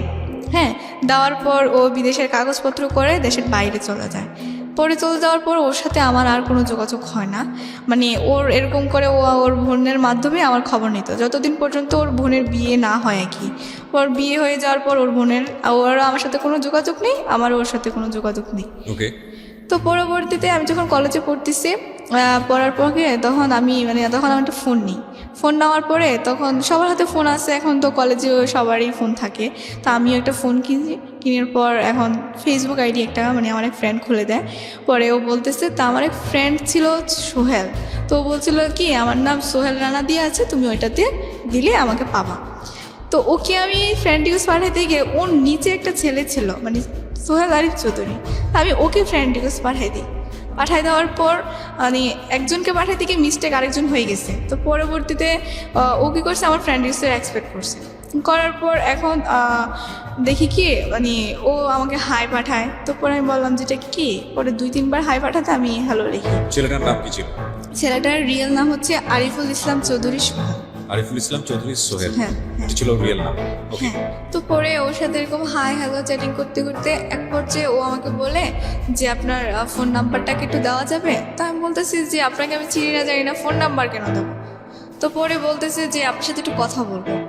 তো কী হয়েছে ভাইয়া, তো পরে ও আমার ফোন নাম্বারটা নেওয়ার পরে ওই দিন রাতেও আমাকে ফোন দেয়। তো এরকম অনেকক্ষণ রাতে কথাবার্তা হতো। তো হওয়ার পরে ওকে আমি জিজ্ঞেস করলাম যে আপনাদের দেশের বাড়ি কোথায়। পরে ও বললো যে চিটাগং রাউজান। তো পরে ওর পিক দেখেও মোটামুটি মানে ভালোই দেখলাম। তো ওইখান থেকে কথাবার্তা হয়, তো ভালোই। তো পরবর্তীতে তারপর ও বললো যে, আমি বললাম যে দেশের বাড়ি কোথায়। তো পরে বললো যে চিটাগং রাউজানে। তো ওর বাবা ছিল আবার ওইখানকার মেয়র, তো মানে সাবেক মেয়র আর কি। তো উনি মারা গেছে।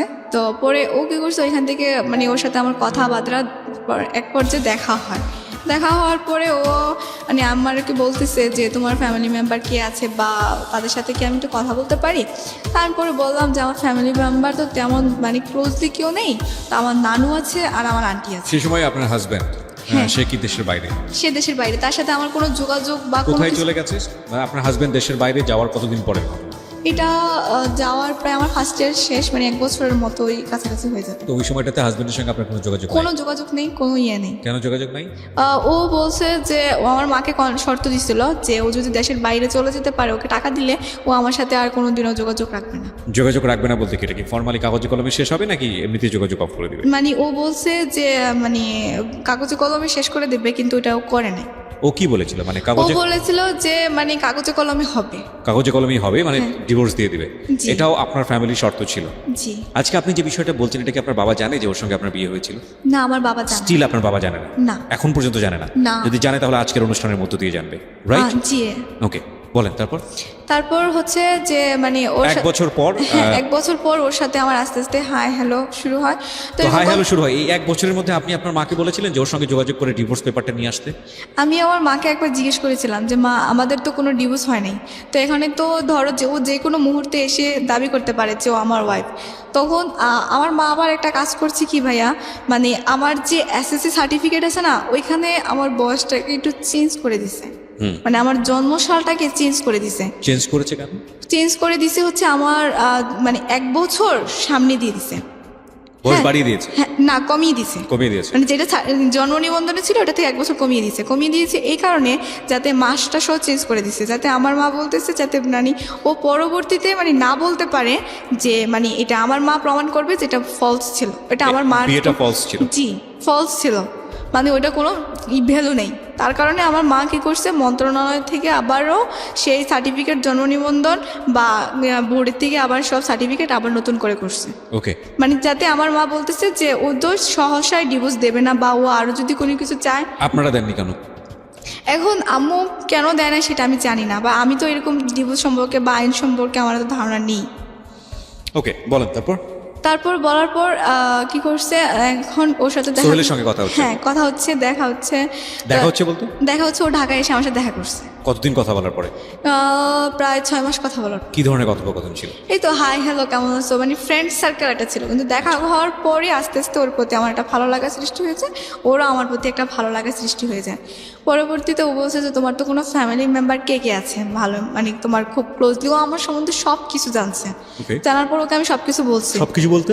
মানে আমার হাজবেন্ডের কথা সব কিছু ওকে বলছি। স্টিল ইউ আর ম্যারিড সেটাও বলেছেন? হ্যাঁ, বলছি। Okay. পরে ও বলতেছে এখানে তো তোমার কোনো দোষ নেই, বাট তোমাকে তো জোর করে করানো হয়েছে, আর তোমার তো এই আপনি এত কিছু তাকে বললেন, তার সম্পর্কে কতটুকু জানতেন? ওর সম্পর্কে জানতাম যে ও মানে চিটাগংয়ের ছেলে, ওর বাড়ি রাউজান, বা ওর বাবা সাবেক মেয়র ছিল, আর দ্বিতীয় কথা হচ্ছে যে ও ফ্যামিলির সবচেয়ে ছোট সন্তান, আর ওরা 2 ভাই। আর দ্বিতীয় কথা হচ্ছে যে ও ব্যাংকে চাকরি করে, চকরিয়া মানে সরি পাহাড়তলি ব্রাঞ্চে, মানে এতটুকুই জানতাম। আর চিটাগংয়ে ওদের বাসা ছিল, মানে ওদের বাসার কাছে। ওকে, ফাইন। এই 6 মাস কথোপকথনে আপনাদের সম্পর্কটা কি ফ্রেন্ডশিপ পর্যায়ে ছিল? সেই অবস্থায় দেখা করতে যাচ্ছেন নাকি সম্পর্কটা অন্যদিকে চলে না, গেছে? পরবর্তীতে ধরেন মানে ও যখন মানে প্রথমে যখন ওর সাথে আমি কথা বলতাম, তখন মানে ফ্রেন্ডলি হিসাবে কথা বলতাম, মানে কোনো ভালো লাগা বা ওরকম কিছু ছিল না। আমি ভাবতাম যে মনে হয় যদি ওর সাথে মানে কথা বললে যদি আবার ওই ছেলেটার মতো কোনো কিছু করে, তো পরে ওকে আমি সব কিছু মানে ওর সাথে যখন দেখা করি, আমি ও ঢাকায় এসেছিল দেখা করতে, তো পরে দেখা করার কথা বলাতে তখন ও আসতে আমাকে দেখার পর মানে ওর ভালো লাগে, তো পরে আমারও ওকে একটু হালকা হালকা ভালো লাগতো। তো তারপরে আমি ওকে সব কিছু শেয়ার করি যে আমার লাইফে এই ঘটনা ঘটছে, আমি মেরিড, বাট এই তখন ও বলতেছে যে তো তোমার কোনো দোষ নেই, তুমি তো নির্দোষ, কারণ এটা তোমার মা তোমাকে বিয়ে দিছে, বা ও আমাকে এরকমভাবে বোঝায়। তো পরে বলছে যে মানুষ তো কতই ভুল করে, তুমি নয়তো মানে একবার ভুল করে চলে গেছো আর কি, ওইটা কিছু না, ওটা কোনো ব্যাপার না, আর ওইগুলো আমি ম্যানেজ করে নিতে পারবো আমার ফ্যামিলিতে, ওইগুলো তুমি না বললেই চলবে, আমার ফ্যামিলি এত দেখবেন, ওইটা বলছে। পরে বলছে যে তোমার ফ্যামিলি মেম্বার কে আছে ক্লোজ, আমি তার সাথে কথা বলি। তো পরে আমার নানুর সাথে মানে ও কথা বলে, বা আমার আন্টির সাথেও কথা বলে, ভালোই আমার ফ্যামিলি। তখন কথা বলাতে ও মানে ওকে আমি ও নিয়ে কথা বলতেছে, এরকম আমাদের মানে ভালোবাসাও আস্তে আস্তে মানে চলছে। পরবর্তীতে ধরেন মানে ও আমাকে মানে বলতো আর কি যে তোমার কিছু পিক দাও, তো তখন আমি ওকে আমার পিক দিতাম, তো ও আমার পিক দিত। তো এক পর্যায়ে এটা মানে ও বলতেছে এরকম পিক হবে না, অন্য ধরনের পিক দাও। তখন আমি বলতেছি অন্য ধরনের পিক কি? পরে বলতেছে যে বুঝো না এখনকার রোমান্টিকতা, মানে এখনকার যুগের ডিজিটাল মেয়ে, তুমি কি বুঝো না এগুলা, ওই পিক দাও। আমি বলতেছে ওইসব কীরকম পিক বলো? পরে বলতেছে যে আমি বলতেছি কি বলো এগুলো বলাতে ও বলতেছে, আমি বলতেছি না আমি ওরকম পিক দিতে পারবো না। তখন সম্পর্কটা কি ভালোবাসার সম্পর্ক? হ্যাঁ ভালোবাসার সম্পর্ক। পরবর্তীতে ও বলাতে হ্যাঁ ওকে আমি দিছি। তারপরে বলাতে ও এক পর্যায়ে ও আমার সাথে বলতো আর কি যে আজকে দাও না প্লিজ, এরকম এরকম অনেক রিকোয়েস্ট করতো। তো আপনি ছবিগুলো দিতেন? হ্যাঁ, র্যান্ডমই দিতেন। যেই ঘটনা আপনার লাইফে এত বড় একটা বিপদ ডেকে নিয়ে আসলো এবং এটা ছবি কেন্দ্রিক, যেটাতে আপনার কোনো হাত ছিল না, এটা তো বুঝেছিলেন ততদিনে যে এই একটা ছবি দিয়ে, এ ধরনের ছবি দিয়ে সামাজিকতা ক্ষুণ্ণ করার অজুহাতে একটা মেয়ের ফিউচার ধ্বংস করে দেওয়া যায়। জি ভাইয়া। শুধু একটা মেয়ে না, যে কোনো একটা মানুষকে সামাজিকভাবে অনেক বড় রকমভাবে হেয় করা যায়। তারপরেও এইরকম একটা জিনিস জেনে শুনেও আপনি কেন এই ধরনের ছবি ওকে দিলেন? ভাইয়া তখন আমি ভাবতাম যে হয়তো ওই ছেলেটা আমার সাথে ফলস করছে, আর ওর কথাবার্তা শুনে আমার মনে হতো যে ওকে আমি ভালোবাসি, ও আমাকে বিয়ে করবে, ও আমাকে ঠকাবে না। এক্স্যাক্টলি এই জায়গাটাই আমরা সবসময় ভুলটা করি। যে ভুলটা কিন্তু অতীত জীবনেও ছিল। যে ছেলেটা গায়ে হাত তুলছে, যে ছেলেটার সঙ্গে এত বড় সম্পর্ক, এত বাজে সম্পর্ক, সেই ছেলেটার কাছে ও আবার ফিরে যাচ্ছে বিকজ অফ ইমোশন, এবং একই ইমোশনের কারণে পরবর্তী আরেকটা সম্পর্কে জড়িয়ে সে একই ভুলটা করছে। এবং এই ভুলগুলো একটু একটু করে এটা একটা ভয়াবহ অপরাধ। একটা কথাই আছে, একবার ভুল ভুল, দুইবার ভুল ভুল, কিন্তু তিনবারের ভুল কিন্তু কোনো ভুল না, সেটা অপরাধ। এবং ওর জীবনে এটা 4বার 5বারের জায়গায় পৌঁছে গেছে, সেটা অপরাধ না, মহা অপরাধ। বলেন।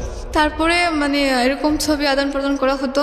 হওয়ার পরে তো ও আমাদের বাসায় একবার আসলে তখন আমার নানু ওকে বলতেছে যে দেখো সোহেল, সম্পর্ক তো অনেকদিন হলো, এবার বিয়ে শাদির কথা কিছু ভাবো। ওর নানা তো খুব অসুস্থ, বাট বলতেছে ওকে একটা বিয়ে দিয়ে নাত জামাই দেখে তারপরে মরলেও না শান্তি লাগবে। পরে ও বলতেছে এখন কেমন যেন একটা হয়ে গেছিলো। তো হয়ে যাওয়ার পর আমি বলতেছি কী ব্যাপার, তোমার ভিতরে কোনো টেনশন কাজ করতেছে? তো পরে বলতেছে যে না টেনশন না, তারপরে কোনো সমস্যা নেই, ও একটু কথাটা ঘুরে ফেলছে। পরে ও যখন চিটংয়ে গেছে তাই বললাম কী ব্যাপার, তোমার মায়ের সাথে তো আমাকে কথা বলাল না, বা আমি তো জানি না, বা কিছু একটা বলো। তো পরে ও কী করছে ভাইয়া, ও আস্তে আস্তে আমার থেকে দূরে সরে যাচ্ছে। তো আমার এই পাশের বাসায় আমার একটা ফ্রেন্ড থাকতো, ও কী করছে, ওর আইডিটা আমার ছবিতে লাইক দেওয়া ছিল।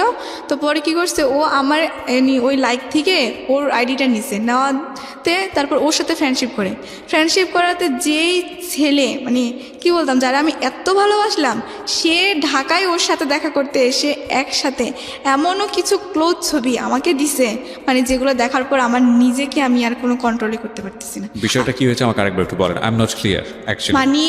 আমার ফ্রেন্ডের পাশের বাসার আমার যে ফ্রেন্ড ছিল, ওর আইডিটা ও আমার ফেসবুক থেকে নিছে। নেওয়ার পর কোন আইডি, কার আইডি কে নিয়েছে? সোহেল আমার ফ্রেন্ডের আইডি নিয়েছে।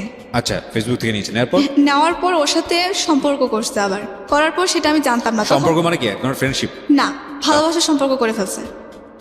আমার ফ্রেন্ড কিন্তু জানতো। আপনার ফ্রেন্ড কি জানতো না আপনার সম্পর্কে? জি, সে জানার পরও ওই সম্পর্কে? হ্যাঁ, ও আমার সম্পর্কে জানতো, যে ওর সাথে আমার রিলেশনছে, বা ও যে আমাদের বাসায় আসতো সেটাও ও দেখছে। বা ও অনেক দুষ্টামি করতো যে ভাইয়া কেমন আছেন, বা আপনাদের বিয়ের পর কিন্তু আমি চিটংয়ে যাবো, বা আপনার মতো এরকম হ্যান্ডসাম ছেলে আমাকে একটা খুঁজে দিবেন, এরকম দুষ্টামি করতো। পরবর্তীতে কি হয়েছে, আমি যে ওই ছবিগুলো দেখে যে আমি নিজে বিশ্বাস করবো। পেলো কিভাবে ছবিগুলো? ও আমাকে দিছে। আপনার ফ্রেন্ড আপনাকে দিয়েছে? হ্যাঁ, ফ্রেন্ড আপনাকে দিয়েছে, এবং ফ্রেন্ড পেয়েছে কোথা থেকে? ফ্রেন্ডের সাথে একসাথে ওরা দুজন। সোহেল দিয়েছে আপনার ফ্রেন্ডকে? না, আমার ফ্রেন্ডের সাথে সোহেল ক্লোজলি ভাবে ছবি উঠাইছে। আপনার ফ্রেন্ডের সঙ্গে সোহেল ক্লোজলি কিছু ছবি তুলেছে, সেটা আপনার ফ্রেন্ড আপনাকে দিয়েছে? জি। কেন দিয়েছে? আমাকে দেখানোর জন্য। ও বলতেছে যে সোহেল আমার, সোহেল আর তোমার নাই, তুমি এখন সোহেলকে ভুলে যাও। এটা কবে ঘটেছে? এটা ঘটেছে সম্পর্কে কতদিন পরে? সম্পর্ক প্রায় 1.5 বছর পরে, আমার সামনে ইন্টারমিডিয়েট পরীক্ষা ছিল তখন। আচ্ছা, তো এই যে ঘটনাটা আপনার সামনে ঘটলো, এটা কি হঠাৎ করে ঘটে গেছে, নাকি আপনি কোনো চেঞ্জ টের পাচ্ছিলেন? হ্যাঁ, চেঞ্জ টের পাচ্ছিলাম। সেটা হচ্ছে যে সে আমাকে ফোন করলে তেমন আগের মতো কথা বলতো না, একটা অ্যাভয়েড করে চলতো। ওর জায়গা থেকে কি ছিল, সম্পর্কটা ভেঙে ফেলবে এরকম কোনো ব্যাপার ছিল? হ্যাঁ, ওর সম্পর্ক ছিল যে ওরা তো চিটংয়ের ছেলে, ওদের একটা নিয়ম হচ্ছে যে চিটংয়ের মেয়েকে বিয়ে করতে হবে। হ্যাঁ, মেয়েকে বিয়ে করতে হবে, এবং আর এখানকার অন্য জেলার মেয়েরা ওরা অ্যাভয়েড করে না। ওকে। তো আর এই জন্য আর ও হচ্ছে যে ও চাচ্ছে যে ওর মা যেটা বলে ও সেটাই করবে।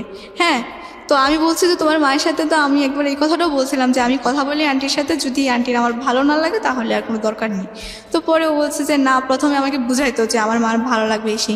তো পরবর্তীতে ও আমাকে এতভাবে হার্ট করছে, ছবিগুলো তো দিছে। আবার ও আমাকে বলছে কি যে তুমি তোমার আগের হাজবেন্ড আছে বা ওর সাথে তুমি চলে যেতে পারছো, এরকম করতে পারছো, তুমি যে আমার বিয়ের পর আরেকটা ছেলে মানে তোমার হাজবেন্ডকে রেখে তুমি আমার সাথে রিলেশন করছো, এখন যে তুমি আরেকটা ছেলের সাথে চলে যেতে পারবে না তার তো কোনো গ্যারান্টি নেই, তাহলে আমি কি করে তোমাকে বিলিভ করবো? এটা আপনাকে সে বললো? হ্যাঁ। ফাইন, তারপর? তারপরে ভাইয়া ওই দিন মানে আমি কি যে বলবো, মানে আমার এত পরিমাণ কান্না লাগছিল, মানে আমার মায়ের যে কষ্টটা ওইটাও মনে হয় যে ওর থেকে আরো দ্বিগুণ কষ্ট আমার বেশি লাগছিল। আপনি যখন ইন্টারমিডিয়েটে পড়ছেন ওই সময়কার ঘটনা এটা, জি। আপনি যথেষ্ট ম্যাচিউর, আপনি একটা ছেলের সঙ্গে বিয়ের সম্পর্কে জড়ানোর কথা চিন্তা করছেন এবং আপনার এক্সিস্টিং লাইফে হাজব্যান্ড থাকার পরেও আমি বুঝতে পারছি যে তাকে আপনি মন থেকে কখনো হাজব্যান্ড মনে করেন। এটা একটা মাঝে মাঝে যে কয়দিন গিয়েছেন সেটা ইমোশনাল ব্যাপার ছিল, কিন্তু এটা তো অবশ্যই লিগেলি একটা সম্পর্ক ছিল। তো সেই লিগ্যাল সম্পর্কটা আপনি তো চেষ্টা করলে কারো কাছ থেকে জেনে বা ইভেন যে যার সঙ্গে আপনি সম্পর্কে জড়াচ্ছেন তার কাছ থেকে জেনে হলেও আপনি ডিভোর্সটা দিতে পারতেন, দিয়ে আপনি এই সম্পর্কে জড়াতে পারতেন। আপনি তো সেটা করেননি, কেন করেননি? ভাই করিনি, আমি আম্মুর কাছে বলাতে মানে আম্মু বলতো যে হ্যাঁ আমি তো ওইরকম করে ফেলছি, ওর তো কাছে তো কোনো প্রমাণ নেই, ওর তুমি ডিভোর্স দিয়ে বা কি করো? ডিভোর্স এটা দিলে কি আপনি সেকেন্ড রিলেশনশিপে যার সঙ্গে জড়াচ্ছেন সোহেল, সে কি এটা জানতো? হ্যাঁ জানতো। জানার পরে তার কাছ থেকে প্রতিক্রিয়া কি ছিল? তার কাছে প্রতিক্রিয়াতে ওই তো বললাম, সে বললো যে এগুলো কোনো কিছুই না, এগুলো কোনো। আপনি লিগেলি তার ওয়াইফ, তো আপনাকে নিয়ে যদি সে সংসারের কথা চিন্তা করে সেটা তো পারবেই না সে। না আম্মু তো ওই যে বললাম না চেঞ্জ করে ফেলছে, আম্মু তো বলতেছে আমাকে যে ওটা কোনো বিয়ে না, ওটা কোনো কিছু হবে না, তোমার ওইটা কাগজটা ভুয়া মানে প্রমাণ করতে চাইলে ও যদি প্রমাণ করে যে তুমি ওর ওয়াইফ তাহলে। এটা কি ও বিশ্বাস করেছিল? হ্যাঁ আমিও তো বিশ্বাস করেছি, আমি আজও পর্যন্ত সেটা বিশ্বাস করি। বোকার স্বর্গ মানে শুনেছি এতদিন, বোকার স্বর্গটা আজকে আমার মনে হচ্ছে যে দ্য স্টেজ অফ রিয়েলিটিতে এসে বসেছে বোকার স্বর্গ। ওকে বলেন তারপর। তারপরে ধরেন মানে ওর সাথে আমি আমার একটা মানুষের জন্য ট্র্যাপ হয়ে ফেলতে চাচ্ছি একটা মানুষকে, কিন্তু আনফর্চুনেটলি আমি নিজে ট্র্যাপের মধ্যে ঢুকে বসে আছি, যেটা ওর মার কথা শুনে আমার কাছে মনে হচ্ছে যে সামহাও ও এই ঘটনার থেকে বাঁচানোর জন্য ওনার মেয়েকে সেভ করার জন্য বিভিন্ন রকমের ফন্দি ফিকির করতেছে, কিন্তু সেই ফন্দি ফিকিরে সে নিজেই আটকে বসে আছে। It's very interesting. এবং এই ছেলেটার যে ফায়দাটা ছিল, ওনার যে হাজব্যান্ড মানে লিগেলি যে হাজব্যান্ড, সে কিন্তু তার ফায়দাটা ঠিকই লুটেছে এবং সে কিন্তু ঠিকই দেশের বাইরে গিয়ে বসে আছে পয়সাটা সব কিছু নিয়ে, ব্ল্যাকমেইল করছে যথেষ্ট রকমভাবে, এবং সে যথেষ্ট গেইনার বলা যেতে পারে তার জায়গাটাতে। তারপরে ধরেন মানে আর সোহেলের সাথে আর কথা বলা অফ হয়ে গেছে, তো আমি ইন্টারমিডিয়েট পরীক্ষা দিলাম। আপনার ফ্রেন্ডটাকে আপনি কি বললেন? কোনটা? যে আমার friend আপনার- ফ্রেন্ডটাকে ওকে আমি আর কিছু বলিনি, কারণ এটা তো ওর দোষ ছিল না। একটা ছেলে যদি একটা মেয়েকে যদি ধরেন প্রশ্রয় নেয় দেয় তাহলে তো মেয়েটা কিছু করতে পারে, আর মেয়েদের মন এমনিতেও নরম, মানে একটু ভুলালে ওদেরকে ভুলানো যায়। তার মানে আপনি বলতে চাচ্ছেন যে আপনার বান্ধবীকে সেই কনভিন্স করে, ছেলেটাই কনভিন্স করে? হ্যাঁ কারণ ও তো ফ্রেন্ড রিকোয়েস্ট পাঠাইছে, আমার বান্ধবী আমাকে দেখাইছে। পরে যখন মানে আমি ওকে মানে বললাম যে তুই আমার সাথে এরকম কেন করলি, পরে ও আমাকে দেখাইছে যে আমি ফ্রেন্ড রিকোয়েস্ট পাঠাইনি। ওরা কি কন্টিনিউ করেছে পরবর্তীতে রিলেশনশিপটা? না ওরা ব্রেকআপ করে দিয়েছে, তো কারণ ওর তো ছিল যে ওর সাথে রিলেশন করলে ওই ছবিগুলো আমাকে দেখাইলে তো পরে আমার আর আমার ফ্রেন্ডের ভিতরে দ্বন্দ্ব লেগে ও মাঝখান থেকে সরে যায়। মানে ছেলেটা মাঝখান থেকে সরে যায়? জি। ওকে, তারপর? তারপর কি হয়েছে মানে এটা নিয়ে ধরেন আমার ইন্টারমিডিয়েট পরীক্ষার পর তো এখন আমার তো ধরেন কি বলবো, আর আমার তো আর বলার মতো কোনো ভাষাই ছিল না। মানে আমার বলতে গেলে আমি কোনো ছেলেদেরকে দেখলে আমার ওই ছেলের কথা মনে হয়ে যেত, মানে আস্তে ওরা চিট বা এরকম কিছু মনে হতো। তো পরবর্তীতে ধরেন ভাইয়া মানে আমি নিজে নিজে একটা প্রতিজ্ঞা নিলাম যে আমার লাইফে যেহেতু এত কিছু ঘটনা ঘটেছে, হ্যাঁ, সো আমি আমার মানে নিজকে এবার প্রতিষ্ঠিত করবই করব। তো প্রতিষ্ঠিত করতে গেলে তখন আর আমার ইন্টারমিডিয়েটের রেজাল্টও ছিল, পাস আসছিল, ভালোই রেজাল্ট হয়েছিল। তো এখন এসএসসিতে তো আমার একটু পয়েন্টের নিচে নেমে গেছে, ওই যে 4 পয়েন্ট চলে আসছে, এই কারণে তো আমি ধরেন সরকারি মেডিকেলে চান্স পাওয়াটা খুবই কষ্টকর হয়ে যাবে। তো আমি খুবই মানে চেষ্টা করেছি, মানে আমার খুব ইচ্ছে ছিল যে আমি একটু সরকারি মেডিকেলে পড়াশোনা করব। তো মানে আমি খুবই পড়াশোনা করতেছি, মানে আমার আর আদার্স কোনো টেনশন নেই। মানে এখন আমার মূল হচ্ছে যে আমার বাবা মাকে আমি একত্রে করে দেব, আর আমি মেয়ে হয়ে আর আমি একজন ডাক্তার হয়ে এবং মানুষের সেবায় নিয়োজিত করব, আর কখনো কোনো ছেলের লাইফে বা কারোর সাথে জড়াবো না, এরকম একটা দ্বিধা মানে মনে প্রতিজ্ঞা আসছিল আর কি। পরে আসার পর আমি চিটংয়ে গেলাম। চিটংয়ে যাওয়ার পরে ওইখানে মানে আমার ফ্রেন্ড সার্কেলদের সাথে সাগরের পানিতে আমার ফোনটা নষ্ট হয়ে যায়। সো আমি যেটা বুঝি যে আপনি এখন প্রাইভেট একটা মেডিকেলে পড়াশোনা করছেন এবং আপনার খরচটা আপনার মাই দিচ্ছে, জি। নাকি আপনি নিজের খরচ জোগাড় করেন? আমি একটা কোম্পানিতে চাকরি করি ছোটোখাটো করে আপনি আপনার পড়াশোনা চালাচ্ছেন। তো ফাইনালি আমরা কি পেলাম, লাইক আপনি এই যে এত বড় ধরনের একটা প্রবলেম ফেস করলেন, বা আপনার যেই ছবিগুলো, আমি যতদূর জানি যে এই ছবিগুলো এখন শুধু আপনার হাজব্যান্ডের কাছে না, আপনি আমাকে অনুষ্ঠান শুরুর আগে বলছিলেন তার ফ্যামিলি মেম্বারদের কাছে ছবিগুলো আছে, জি। এবং এগুলো খুব রিস্কি টাইপের ছবি, এবং সেটা সম্ভবত তার ফ্যামিলি মেম্বাররা তার কাছে রেখেছে, এবং যে কোনো মুহূর্তে এগুলোতে তারা আপনাকে ব্ল্যাকমেইল করতে পারে। সো আপনি যদি আপনার জায়গা থেকে ডিভোর্সও দেন, সেটাও একটা বিপদগামী সম্পর্কের দিকে যেতে পারে। এবং আপনি যদি এটাও প্রমাণ করার চেষ্টা করেন যে না, বিয়েটা একটা হয়ও নাই, তাহলেও সে রিভেঞ্জ নিতে পারে। এবং সে যেহেতু দেশের বাইরে আছে, সুতরাং আইনের জায়গা থেকে তাকে বলা যেতে পারে সে হয়তো এক ধরনের সুযোগও নিতে পারে। তো কি বলার আছে আপনার এই ছবি আদান প্রদান নিয়ে, এই ভার্চুয়াল জগতে এইভাবে ছবি আদান প্রদান, ইভেন হাজব্যান্ড ওয়াইফ হওয়ার পরও এই ধরনের ছবি তোলা মোবাইলে রাখা, সে মোবাইলটা তো চিন্তাই হয়ে যেতে পারে, চুরিও হয়ে যেতে পারে।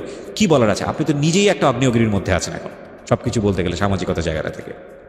হ্যাঁ, আমি যদি মানে বলতে চাই আর কি, যে আমার মতো ভুল যেন এই পৃথিবীতে আর কেউ না করে, মানে এই ছবি লেনদেন যেন অন্তত আর না করে।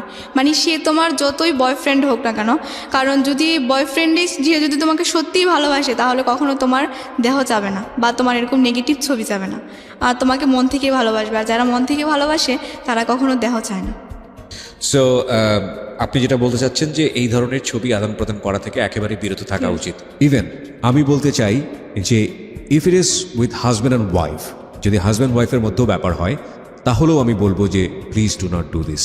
কজ আপনি জানেন না যে সেলফোনে আপনি করছেন এটা, সেই সেলফোনটা কোনো এক সময় হয়তো বা হারিয়ে যেতে পারে, বা আপনি যেই ওয়েবসাইটের মাধ্যমে এটা করছেন সেটা হয়তো বা ইনসিকিউর হতে পারে। সুতরাং মান সম্মানের দিক থেকে, যে কোনো জায়গার দিক থেকে এটা খুবই খুবই ইনসিকিউর। এবং আপনি চিন্তা করে দেখুন, আপনারা হয়তো নতুন বিয়ে করেছেন বা এরকম একটা সময় হয়তো শখগুলোর স্মৃতি হিসেবে রাখার জন্যে, এবং এটা হয়তো আপনি ভুলেই গেছেন কোথায় রেখেছেন। ভবিষ্যতে হয়তো আপনার সন্তান বড় হয়ে তাদের চোখে পড়ল। সো কতটা দুর্ঘটনাজনিত হতে পারে। একটা ছোট গল্প বলে শেষ করতে চাই। আমরা এমন একটা যুগে বসবাস করি যেখানে কমিউনিকেশনটা খুব ইজি। আমি অনেকদিন আগে ফেসবুকে এরকম একটা ভিডিও দেখেছিলাম যে মেয়ে আলটিমেটলি কোনো একটা খুব সেন্সিটিভ একটা ছবি তার বয়ফ্রেন্ডকে পাঠাতে গিয়ে সে আলটিমেটলি হোয়াটসঅ্যাপের কোনো একটা গ্রুপে ছবিটা আপলোড করেছে, এবং ভুল করে সে আলটিমেটলি ওই গ্রুপের মধ্যে তার প্যারেন্টসরা ছিল। এবং শুধু প্যারেন্টস না, ওই যে গ্রুপটা ছিল সেই গ্রুপসে প্যারেন্টসদের যারা আলটিমেটলি অফিসের বস, তারাও অ্যাডেড ছিল। তার মানে বুঝতেই পারেন যে ঘটনাটা শেষ পর্যন্ত কোথায় গিয়ে দাঁড়াতে পারে। So please be careful on this issue. অবশ্যই এই ধরনের কাজ থেকে দূরে থাকেন, এটা আপনার জন্য সেফ এবং সবার জন্য সেফ, এবং আমরা আপনাদেরকে অবশ্যই নিরুৎসাহিত করব। আজকের মতো এখানেই শেষ করতে চাই সিক্রেটস। আমরা বিশ্বাস করি প্রতিটি ভুল, প্রতিটি অপরাধ, এটার পেছনে শক্তিশালী একটি কারণ থাকে, এবং যারা ভিকটিম হন কিংবা যারা এই অপরাধটা করেন, তারা একটা শক্তিশালী রিজন থেকে করেন। সেই জায়গাটি থেকে আমরা আমাদের অনুষ্ঠানটিকে রিফ্লেক্ট করতে চাই এই অর্থে যে এই ভুলটা বা এই অপরাধটা যেন আর কেউ কখনো না করে।